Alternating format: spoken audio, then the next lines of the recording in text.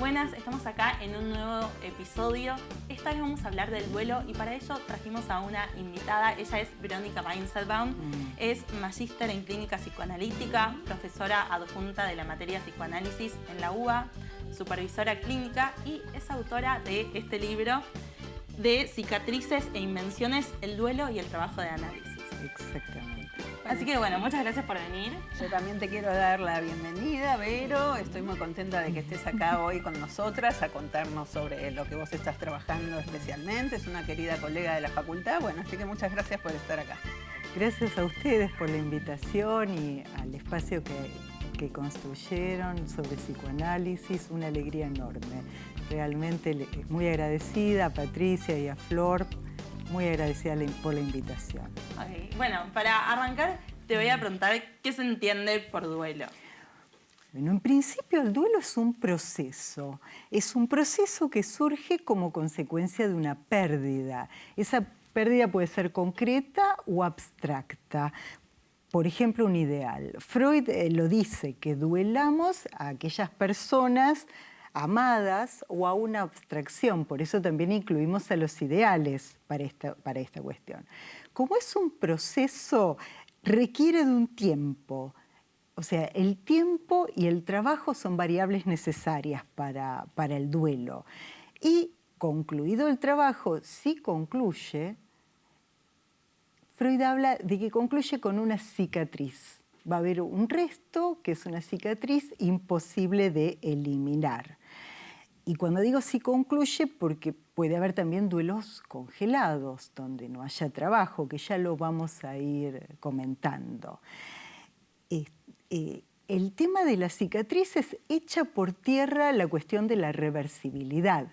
Por ejemplo, cuando alguien dice, me gustaría, después de la pandemia, volver al 2019, uno con esta noción ya sabe que eso es imposible, que nunca va a haber reversibilidad.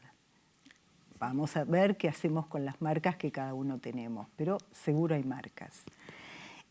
Freud menciona tipos de duelo. Él habla del duelo normal, entre comillas, que sería el que habilita a hacer un trabajo y que, como decía, que concluye con una cicatriz.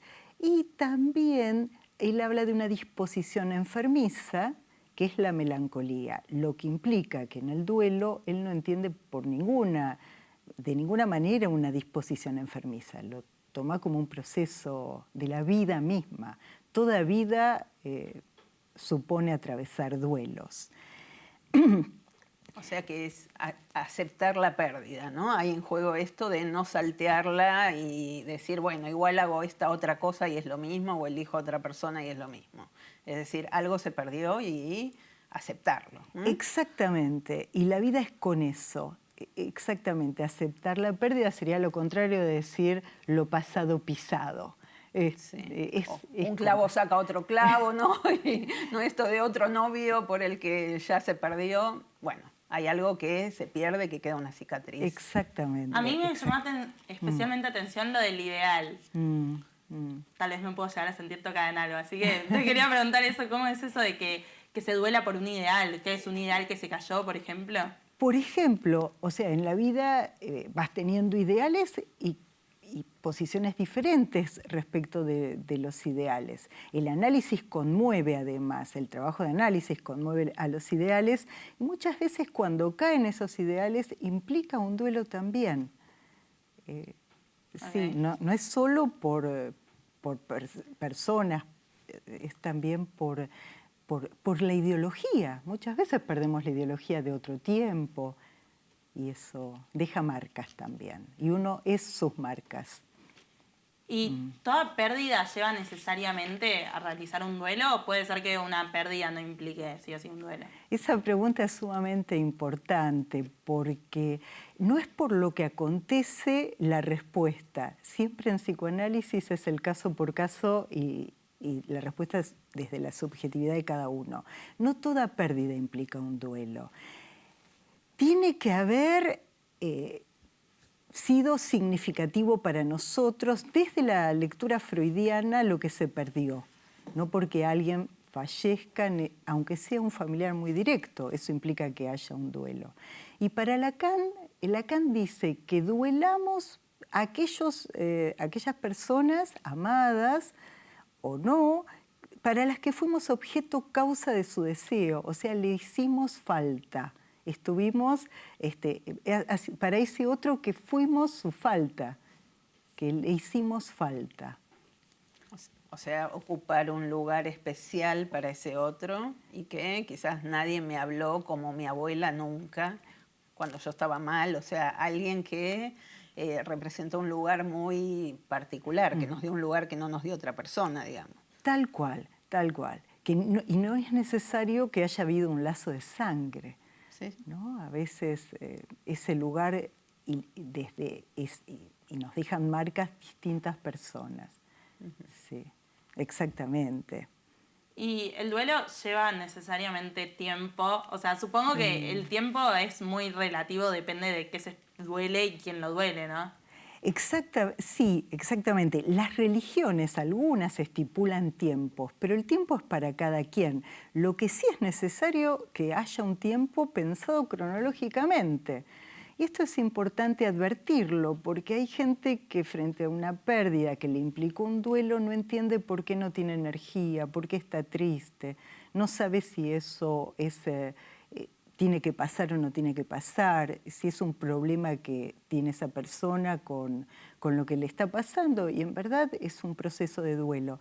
Que sea un proceso implica la variable tiempo, no es un hecho, es un proceso. Y el tiempo es personal para cada uno y requiere también de ciertos rituales que son maneras simbólicas de elaborar ese real. Aunque nunca desde lo simbólico vamos a subsumir todo lo real en juego, pero son importantes ciertos rituales, tanto los religiosos para el que lo sea como los rituales seculares. Por ejemplo, algún recuerdo del día del cumpleaños, que esto a veces ni se busca, acontece. O ir al cementerio una vez por año. Claro, para el que sí, como un modo de hacer con eso, para el que lo necesite, ¿no? O a veces ir a lecturas de libros subrayados, cada uno tiene su modo de Claro, ver por con eso eso. es tan importante el encuentro del cuerpo, por ejemplo, para los desaparecidos o para los desaparecidos ahora del submarino, ¿no? Esto de pelear por saber dónde, cómo, para poder hacer el duelo, ¿no? Porque si no son duelos detenidos, quizás. Sí, lo que vos decís es muy importante, porque también podemos sumar el tema de la pandemia. La pandemia complicó todos los rituales. Cuando hablo de rituales puede No ser... se puede ir al cementerio, por ejemplo. Claro, el tema El de las velatorio. despedidas con amigos. La comunidad tiene un lugar importante para la elaboración de los duelos.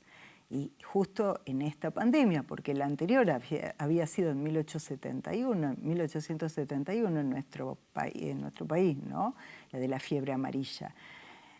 Justo puso en cuestión toda la cuestión de despedidas, de rituales, de encuentros, de abrazos. Sí. ¿Y el duelo necesariamente duele? También es muy interesante. En nuestra lengua castellana, duelo y dolor son casi sinónimos. Esto no le pasaba a Freud. En alemán, duelo se dice Trauer, que está muy ligado a trauma. Es muy parecido homofónicamente a trauma, que se dice de la misma manera. El duelo duele, Freud habla de eso, y habla incluso del talante dolido del duelo. Y muchas veces queda como manifestado como angustia también. Se escucha en pacientes que dicen, no puedo soportar lo que pasó, no lo aguanto, no aguanto este dolor. De todos modos, no es lo mismo el relato del dolor que el dolor. Ya hay una mediatización por la palabra, un intento de ligarlo. Entonces siempre duele. Sí, el duelo. No puede no doler. Sí, pero puede haber distintos modos de doler. Tal vez al principio solamente hay dolor por la pérdida. Y después, si hay trabajo, ¿no? Si hay trabajo del duelo, te vas encontrando con otros momentos y tal vez hasta con cierta alegría en el recuerdo, pero para eso se necesita de un trabajo y de un tiempo. Sí, en esto de la alegría en el recuerdo, quizás uno escucha pacientes a veces que están teniendo un duelo quizás patológico, que vienen al analista porque hay algo del duelo que no pueden hacer. Y recuerdo a pacientes que me dicen, no me puedo acordar nada de lo lindo, solo me acuerdo los últimos días, el deterioro del cuerpo, lo más feo, cuando quería hablar y no podía hablar. Quizás ahí hay algo que todavía no se está pudiendo hacer del duelo para recuperar los otros recuerdos, ¿no? Tal cual. Justo estaba pensando en una paciente que pierde al padre en este tiempo por el COVID, ¿no? Y a ella le duele enormemente porque era un hombre relativamente joven. Fue una muerte inesperada, excepto porque se contagió de este virus. Y aparece en un sueño donde el padre le dice que ella siga bien, que ella continúe.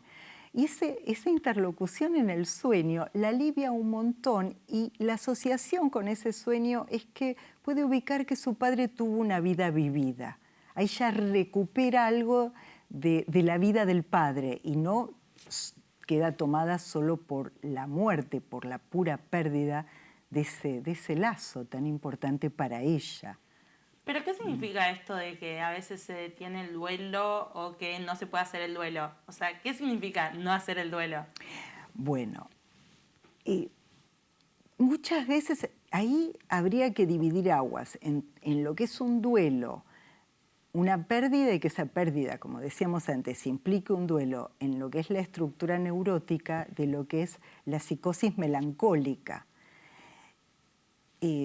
Si el duelo puede quedar congelado muchas veces e incluso por conciencia de culpa con lo perdido, ¿no? Que te dificulta el poder perder, que ya lo podemos ir tomando eso. En la melancolía, Freud habla que ahí no hay trabajo de duelo, no hay trabajo de duelo, hay pura, y da una metáfora que es muy interesante, él habla de herida abierta. Ya cuando hay cicatriz quiere decir que algo se suturó, algo se pudo hacer con esa herida abierta. Pero en la melancolía, por estructura, queda respecto del objeto perdido la herida abierta, que sería como una hemorragia constante respecto de eso. Sí, me acordé de un capítulo que hablamos de la importancia de la cicatriz. Sí. Que mucha gente que había ido a la guerra que no tenía cicatriz, tenían muchas pesadillas, sí. ¿No? Sí. Algo así era. Sí, que algo localiza algo del trauma y permite ubicar algo, ¿no? Exactamente. Yo pensaba también cuando vos decías esto que también me encontré con pacientes que vinieron diciendo, yo sé que mi mamá o mi papá va a morir, son muy viejitos, me llevo tan mal, ahora no lo quiero ni ver y sé que después me voy a arrepentir, ¿no? Como esta cuestión ambivalente como perturbando algo ahí, ¿no? Exactamente, ahí está el tema de la culpa en el duelo.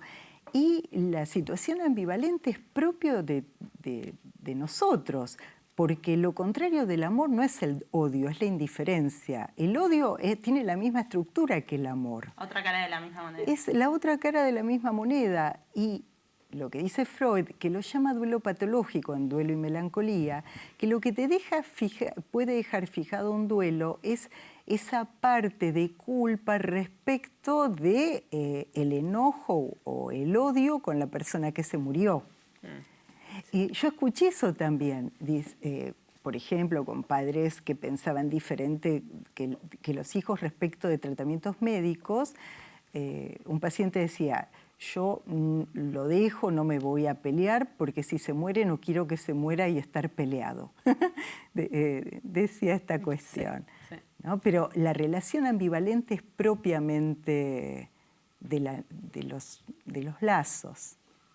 Freud en una carta, es muy gracioso, dice que en una carta que le escribe a Pfister, dice que la única relación no ambivalente era con su perro Topsy, pero que con las personas las relaciones son ambivalentes. Claro, es así, sí, tienen esta Sí. parte de odio también. Lo que pensaba cuando vos hablabas, ¿no? Como proceso normal, que a veces no se lo normaliza y lo que hace un médico es, digamos, medicalizar un duelo, ¿no? Estoy triste. ¿Pero qué sería que no se lo normaliza? Que en todo caso no se dice, bueno, tiene que pasar un tiempo, ¿no? Y al medicalizarlo, quizás... Quiere estar bien ya. Claro. Bueno, eso tiene que ver por ahí con ciertos discursos de ciertos médicos y con algo de la época. Sí. Lo que Byung-Chul Han trabaja como la sociedad del rendimiento, Claro. que no todo trabajo te da, todo trabajo laboral, digo, te da un espacio para ese retiro de la energía en uno mismo cuando pasa un duelo. Y bueno, hay un ejemplo de que lo escuché en un control de una paciente que se le muere una hija, que es un duelo para ella terrible y generalmente terrible. Y le salen manchas en la piel. Va una dermatóloga, comienza su tratamiento analítico y a la vez va una dermatóloga. Y la palabra, lo que le dice la dermatóloga es, bueno, ahora tenés que dar vuelta a la página y continuar. Esta mujer deja de ir a la dermatóloga y comenta en su análisis que ella no quiere olvidar, que quiere recordar a su hija cada día de su vida. O sea, ahí tenés otra idea, que trabajar un duelo o elaborar un duelo no tiene nada que ver con el olvido, tiene que ver con otra posición frente a las cicatrices, a la memoria, a los recuerdos, con energía a disposición para desplazar. Cuando la energía está fijada, como puede ser un primer tiempo de un duelo, no tenés energía disponible para otras cosas. Y después queda como, después de un trabajo se espera que haya energía disponible para desplazar, para nuevos objetos, para invenciones también. Entonces el duelo también tiene que ver con recordar. Sí. ¿O no necesariamente? Lo que pasa es que recordar puede tener que ver con recordar, pero no es un recuerdo que uno intenta hacer, es un recuerdo que te aparece y que te toma por asalto. Por ejemplo, vas caminando por una calle, olés a jazmines y te acordás del patio de tu abuela que tenía jazmines. Es lo evocador. Y ahí ves también lo propio del psicoanálisis, que es la retroactividad del tiempo. Cómo el tiempo pasado se hace actual en esos recuerdos. Y también hay memoria sin recuerdo. Esto no lo digo yo, lo dice Freud. Por ejemplo, cuando alguien se pone mal, supone en un invierno, en el mes de junio, y después recuerda que su padre murió en el mes de junio y no recordaba la fecha, pero ese día, claro, siempre esta cuestión del sujeto dividido. Tal cual, tal cual. Que sabe y no sabe. Que sabe y no sabe, que hay tensión entre el saber y no saber. Y también la voluntad de ignorar. A veces es muy doloroso el recuerdo. Sí. Sí, pero quizás en esto de lo doloroso, en la época a veces que empuja a eludirlo, eludirlo no implica no padecer los efectos. Me parece que, bueno, hay que atravesarlo. Exactamente, eso me parece que es clave y que el psicoanálisis tiene mucho para decir ahí. Que eludirlo no quiere decir que no retorne de una manera incalculada. Por el cuerpo, por los síntomas, por las inhibiciones, por las angustias. Sí, de peor manera, digamos. Claro, con el mayor costo, sí. Exactamente. En tu libro vos hablás de un duelo que habla Freud. Sí. No sé si nos querés contar un poco de eso. Sí, bueno, yo trabajé mucho un duelo de Freud, que es el duelo por el padre de Freud. Es un duelo que él sufre muchísimo, acontece en 1896. Al poco tiempo surge propiamente el psicoanálisis con interpretación de los sueños. Y él cuenta un sueño, que esto es muy común en algunos duelos, elaborar por los sueños. Borges hace mucho esto. Y Freud cuenta que en ese sueño él lee en un placar una frase, la frase es una frase que dice: se ruega cerrar los ojos. Él asocia con esa frase, acontecida la noche del entierro de su padre, que dice que esa frase le remite, en primer lugar, a que debe cumplir con el deber con los muertos. También esto es propio de la religión judía. Y en otra asociación dice también que es como si él necesitara indulgencia. Con eso tiene un resto diurnos, que es que él llegó tarde al velorio de su padre y que esto produjo un enojo familiar porque él llegó tarde. Y su asociación va entre la culpa y el deber con los muertos. En ese se ruega cerrar los ojos. Además, pone de relieve el lugar de la mirada, también del que se muere. Yo tomé para trabajar un libro de Simone de Beauvoir que se llama Una muerte muy dulce, donde ella va relatando la enfermedad y posterior muerte de su madre, y cuenta que lo que ella lamenta, lo que ella sufre, es haber perdido la mirada de su madre con ella. No verla más necesariamente, sino no ser vista más por su madre. Así que el lugar de la mirada también es muy importante. Okay. ¿Y cómo se sabe cuándo terminó un duelo? O sea, ¿existe como el final o es como nunca se termina y siempre... ¿O cómo funciona? Sí. Es una pregunta que se ven hacer muchos. Para Freud el duelo concluye, el duelo en los términos que hablábamos, ¿no? De lo que él llama, entre comillas, duelo normal. Y usa una palabra que es superación. Dice, un duelo se supera. Se supera, podemos entender que tiene que ver con que concluye.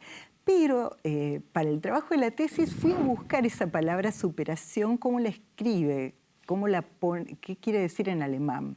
La palabra en alemán es Überwindung, que es interesante porque la definición del diccionario es vueltas espiraladas de un camino sinuoso. Wow. Vueltas espiraladas, muy afín al Aufgebung de Hegel, que es el espiral dialéctico donde se suprime, se supera y se niega al mismo tiempo. La diferencia es que para Hegel hay tesis, ¿no? Para el psicoanálisis hay resto ineliminable, no hay síntesis. Pero me parece interesante en la pregunta de si concluye, pero está la idea de la superación como una espiral. Por ahí nosotros en la lengua castellana entendemos la superación más como una línea recta. Es más fácil también para decir como, ya está, ya terminó mi duelo, a partir de ahora puedo salir y hacer lo que quiera. Más fácil pensarlo así. Sí, por ahí terminó, puede ser que tenés energía disponible, que no hay ni inhibiciones, ni síntomas, ni demasiada angustia. Pero no sabés qué va a pasar porque muchas veces los duelos resignifican duelos anteriores. Sí, porque aparte pienso este ejemplo que decís de olés las flores de jazmín y te hacen acordar a tu abuela que se murió. Y ahí no puede ser que si se revive esa angustia de que se murió tu abuela, ¿eso cuenta como que es de vuelta un duelo o va por otro lado? Y no te curás ni en el duelo ni en el trabajo de análisis, tal vez de ciertas angustias o de ciertas tristezas, pero tal vez no son inhibitorias, no te dejan en la cama. Podés ponerte triste y después pasas a otra cosa o a otro recuerdo respecto de eso, o a ubicar las marcas que tenés de esa abuela en uno, o la relación para pensar con las plantas, ¿no? Después de esa cuestión. Me parece que en tanto lo que se pierde siempre hay algo de lo único, no es sustituible, y me parece interesante esto de los restos, ¿no? Plantearlo como la cicatriz es el resto. Claro. De alguna manera, me parece, ¿no? Sí. Igual en el prólogo del libro hablan que no es lo mismo que la cicatriz te mire que mirar uno a la cicatriz. Por ahí al principio uno es mirado, te sentís como objeto de esa pérdida. Después, no es lo mismo mirar una cicatriz y poder hacer algo con eso.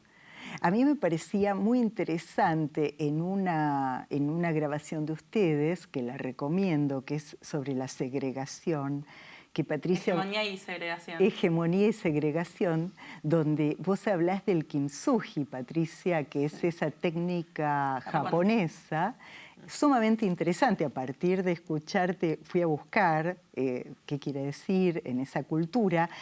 Y esta puesta en valor que hacen los japoneses con un objeto dañado muchas veces por el tiempo, con la pátina del tiempo, que le ponen oro en la rajadura en vez de taparla como es una restauración habitual. Tal vez podríamos pensar que en algún momento uno puede hacer algo con esas marcas, por ahí producir un libro, hacer una tesis, qué sé yo. Seguramente tuvo algo que ver con algún duelo en mi historia, seguro. Bueno, para ir cerrando, te quería preguntar si planteas algún tipo de semejanza entre el trabajo de duelo y el trabajo de análisis. Sí, bueno, gracias por esa pregunta, porque esa fue la hipótesis de la tesis, que el trabajo de duelo es semejante al trabajo de análisis, la que causó toda la investigación.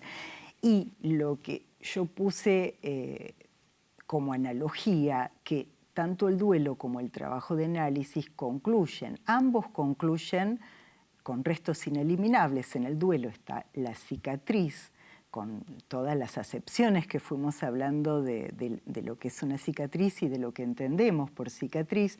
Y en el trabajo de análisis para Lacan va a haber restos sintomáticos, o sea, no concluye sin restos sintomáticos. Y Freud va a hablar de un fragmento de agresión libre en Análisis terminable e interminable, que es un texto al final de su vida y al final de su obra, donde ese fragmento de agresión libre quiere decir que no va a ser ligado ni ligable, es imposible ser ligado, y quiere decir que de la pulsión de muerte no nos curamos, que podemos hacer distintas cosas con eso. O sea, siempre va a haber una falta constitutiva que tiene que ver con que seamos sujetos del lenguaje. Eso, bueno.